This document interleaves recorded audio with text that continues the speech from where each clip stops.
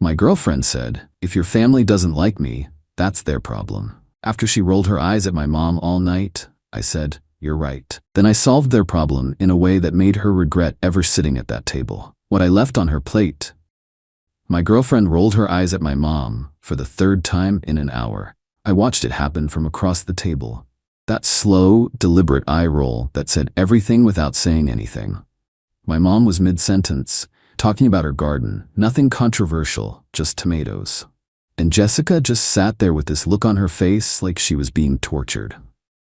I'm Ryan, I'm 33. I've been with Jessica for 2 years. She's 29, works in some tech startup, doing something with apps, makes decent money, more than me, which she reminds me of in small ways. I run a landscaping company, started it 5 years ago. It's doing well, not rich, but solid. We'd been talking about moving in together. That's why this dinner was happening. My parents wanted to get to know her better before we took that step. Made sense to me. My family is tight. Mom, Dad, my younger sister Claire, who's 26, and my older brother Mike, who's 35 with 2 kids. We do Sunday dinners once a month. Nothing fancy, just family. Jessica had been to a couple of these dinners before. She was always polite enough, but I could tell she thought they were boring. She'd mentioned it in the car ride home last time. Do they always talk about the same stuff? It's like Groundhog Day. I'd laughed it off. Told her that's just how families are. But tonight was different. Tonight she wasn't even trying to hide it. The fourth eye roll came when my dad asked her about her job. He was genuinely interested. My dad's like that. Asks questions, wants to understand what people do. Jessica gave him this condescending explanation, like she was talking to a child. It's very technical, you probably wouldn't get it. My dad just nodded and went back to his pot roast. My sister Claire shot me a look. The kind of look that said, are you seeing this? I absolutely was. Then came the moment that changed everything. My mom brought out dessert, apple pie, made from scratch. She always makes pie for Sunday dinners. It's her thing. She was proud of this one. Mentioned she'd used apples from our neighbor's tree. Jessica looked at the pie, then at my mom and said, I'm not really into carbs right now. Trying to watch my figure. She patted her stomach. But thanks anyway. My mom's face fell for just a second before she recovered. Oh, that's okay, dear. More for everyone else. Jessica leaned over to me and whispered, loud enough for everyone to hear. Does she always push food on people like this? It's kind of passive-aggressive. The table went quiet. My brother Mike put his fork down. Claire's eyes went wide. My dad cleared his throat. I looked at Jessica, really looked at her, and something clicked.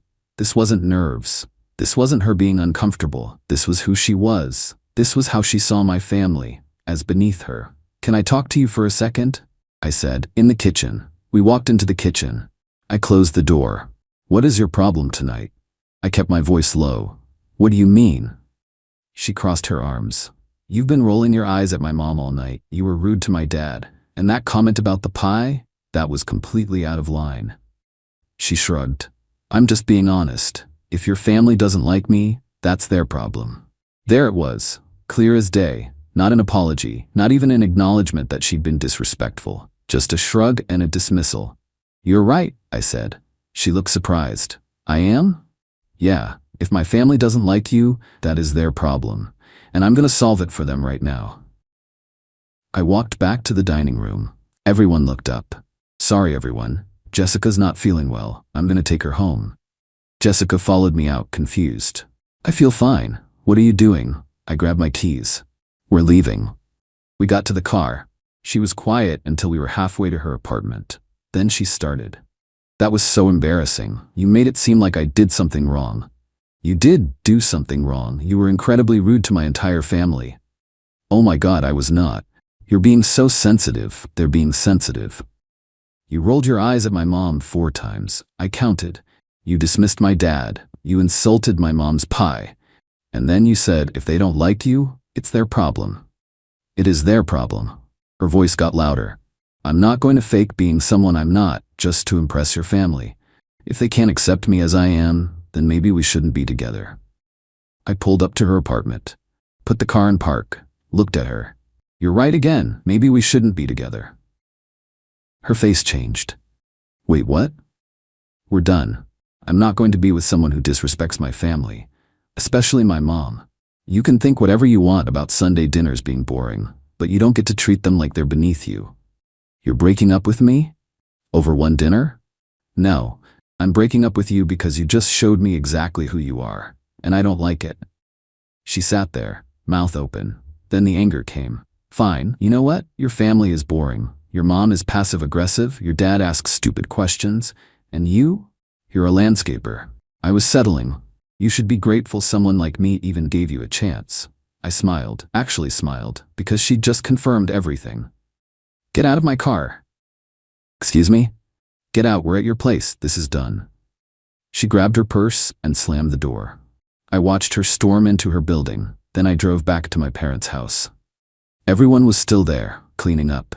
They all looked at me when I walked in. Is everything okay? My mom asked. It is now, I said. We broke up. My dad nodded slowly. That's probably for the best, son. I'm sorry, my mom said. I didn't mean to cause problems. You didn't cause anything, Mom? She did. You made a beautiful dinner and she was disrespectful. That's on her, not you. Claire hugged me. She was awful, Ryan. I was trying to give her a chance, but wow. Mike clapped me on the shoulder. You did the right thing. Family first. I stayed for another hour.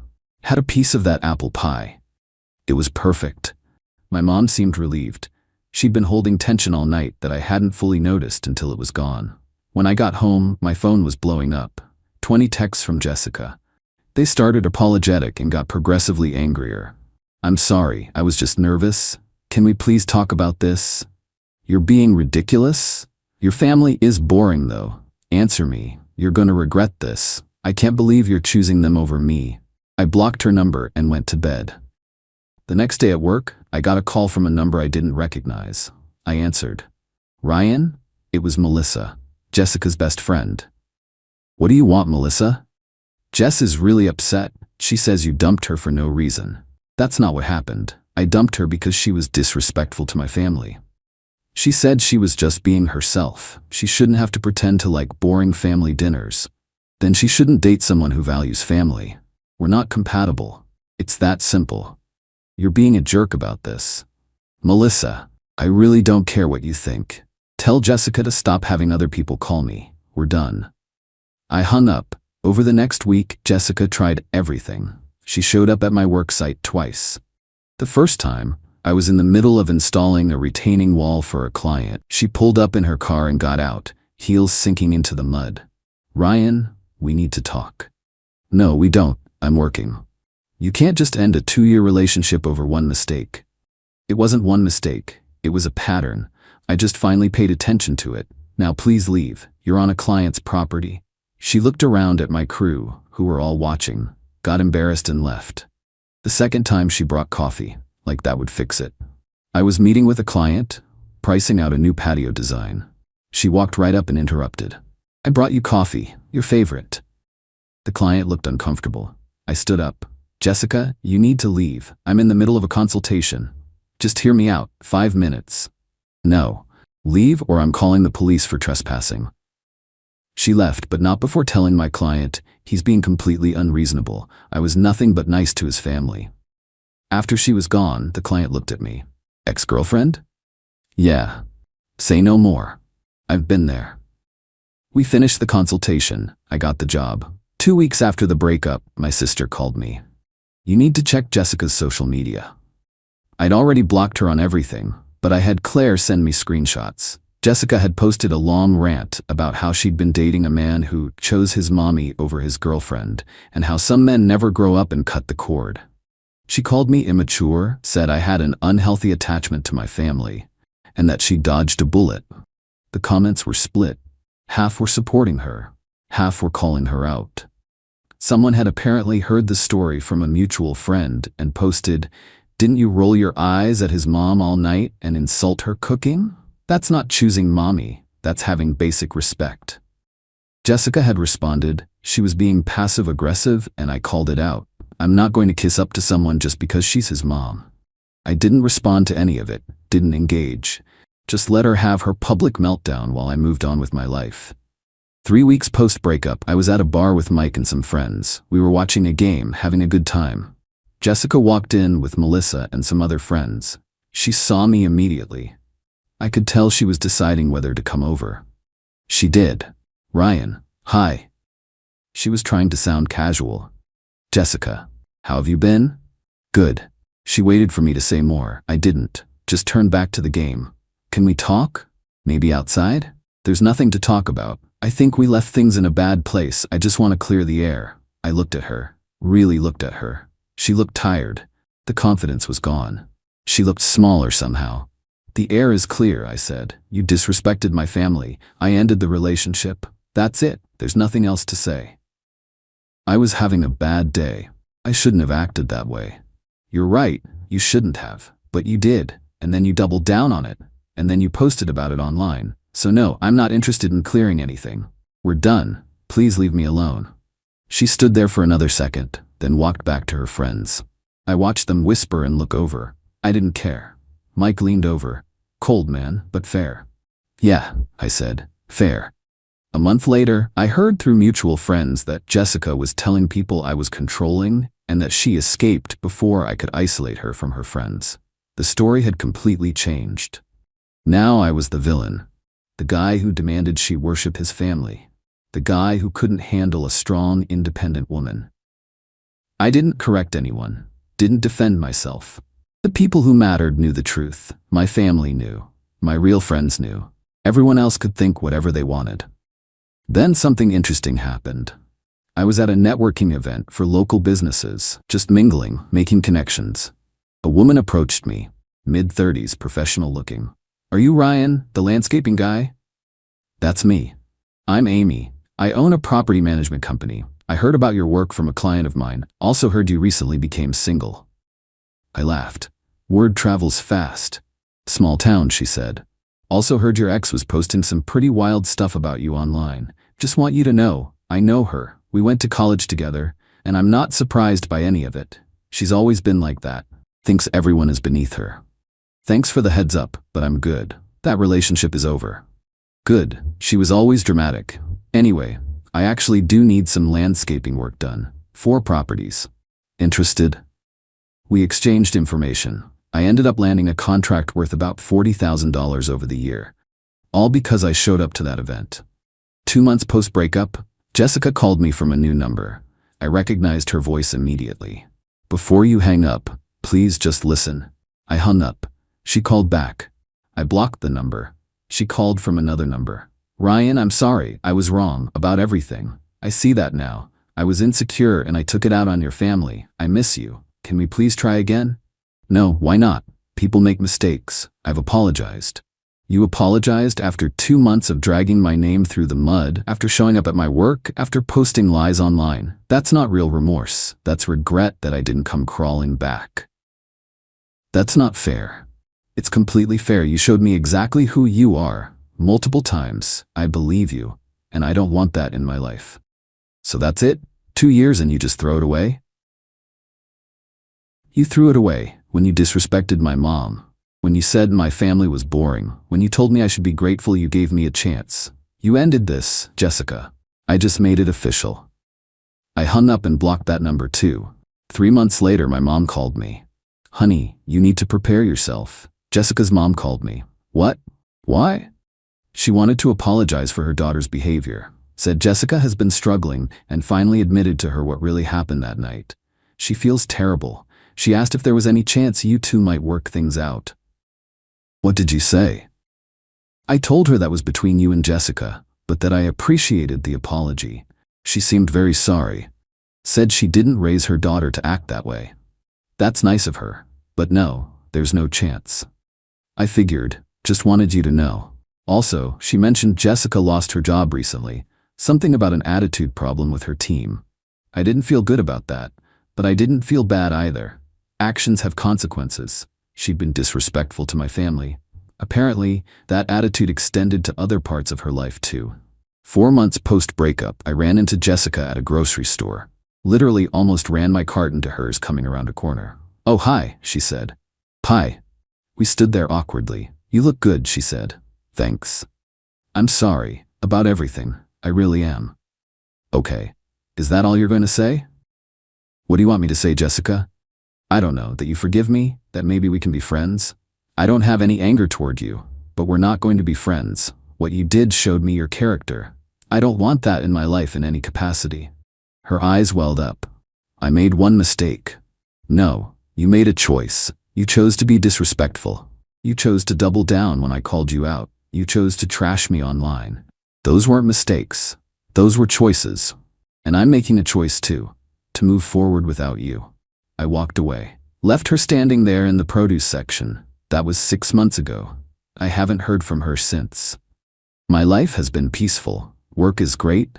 The contract with Amy's property management company has led to 3 more commercial clients. I'm looking at expanding the business, hiring more people. I've been seeing someone new for the past month. Her name is Lisa. She's a teacher. We met at a friend's barbecue. She's kind, funny, and respectful. Last week I brought her to Sunday dinner. She loved my mom's cooking, helped clear the table, asked my dad about his golf game, played with my nieces. She fit right in, natural, easy, no eye rolls, no condescension, just genuine warmth. After dinner my mom pulled me aside while Lisa was playing a board game with Claire. I like her, my mom said. She's good people. Yeah, she is. You deserve someone who appreciates you and your family. I'm glad you didn't settle. I hugged my mom. Me too. The thing about that night with Jessica, the night everything ended, is that it wasn't really about the eye rolls or the pie comment. Those were symptoms. The real issue was respect. You don't get to disrespect the people I love and expect me to be okay with it. Family isn't perfect. Sunday dinners might be boring to some people, but they're mine, and they matter to me. Jessica wanted me to choose between her and my family. She thought she was calling a bluff. She thought I'd cave, apologize, and learn to accept her behavior. Instead, I solved their problem. I removed the person who didn't respect them. Simple as that. What I left on her plate that night wasn't just apple pie she refused to eat. It was the relationship she threw away, the future she dismissed, the respect she couldn't be bothered to show. She left all of that on the table when she rolled her eyes at my mom, and I made sure she understood exactly what that cost her. I heard through friends that she tells people I chose my family over her. Like it's an insult, like it makes me weak. But here's the thing, I did choose my family, and I'd make that choice again every single time. Because the right person doesn't make you choose. The right person becomes part of your family. They understand that love isn't about making someone pick sides. It's about building something together that includes the people who matter. Jessica never understood that. And that's why she's gone, and Lisa is here, laughing at my brother's terrible jokes and helping my mom with dishes. Some problems solve themselves when you have the courage to walk away. This was one of them. Last week, I was at my parents' house helping my dad build a new deck. Jessica drove by, slowed down, looked at the house, kept driving. My dad saw it too. That her? Yeah? Good riddance. Yep, we went back to work. The deck turned out great. We christened it that Sunday with a family dinner. Lisa brought flowers for my mom. My mom cried a little. Happy tears. That's what respect looks like. That's what family looks like. And I'm grateful every day that I didn't settle for less.